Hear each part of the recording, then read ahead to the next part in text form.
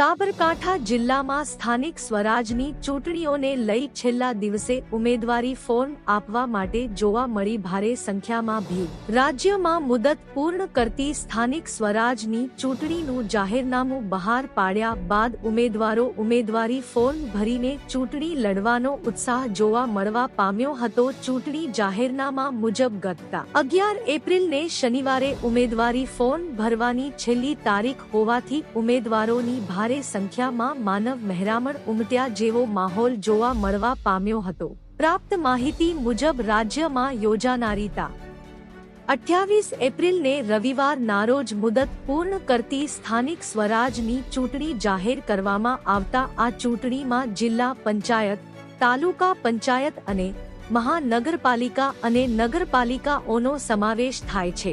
રાજ્ય ચૂંટણી આયોગ દ્વારા સાબરકાંઠા જિલ્લા પંચાયતની કુલ 34 બેઠકો માટે અને 8 તાલુકા પંચાયત સાથે 3 નગરપાલિકાઓનો સમાવેશ થાય છે, જેમાં આ સાબરકાંઠા જિલ્લા પંચાયતની 34 બેઠકો માટે ભાજપ અને કોંગ્રેસ જેવા રાજકીય પક્ષોએ પોતાના ઉમેદવારોને બેઠક પ્રમાણે નક્કી કરવામાં આવી દીધેલ છે।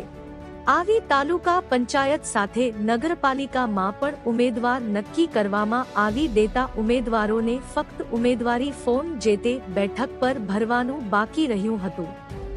આ સ્થાનિક સ્વરાજની ચૂંટણીમાં આજે ઉમેદવારી ફોર્મ ભરવાની છેલ્લી તારીખ હોવાથી જિલ્લાના ઈડર તાલુકામાં આવેલ નાયબ કલેક્ટર કચેરી, મામલતદાર કચેરી અને તાલુકા પંચાયતમાં ભાજપ અને કોંગ્રેસ સાથે અપક્ષના ઉમેદવારોની ભારે ભીડ સાથે માનવ મહેરામણ ઉમટ્યા જેવો માહોલ જોવા મળવા પામ્યો હતો। સાથે જ કોંગ્રેસ કરતા ભાજપના ઉમેદવારો અને કાર્યકર્તાઓની મોટી સંખ્યામાં જોવા મળતા આ કચેરીઓમાં ભારે ભીડ જોવા મળી હતી।